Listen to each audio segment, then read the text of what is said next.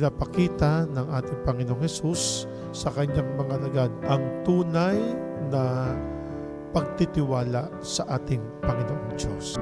Kapag ikaw po ay mayroong malalim na pananalig, ibinibigay mo sa ating Panginoong Diyos ang pagtitiwala.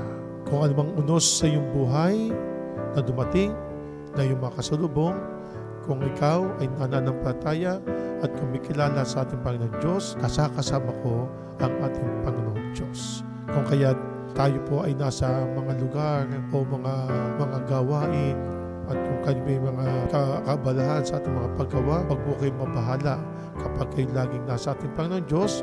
Anumang dagok ng buhay, anumang sakuna na dumating sa inyo, ay kayo po ay makakaligtas dahil malalim ang inyong pananalig na sinasabi ninyo na ang Diyos ay nasa atin.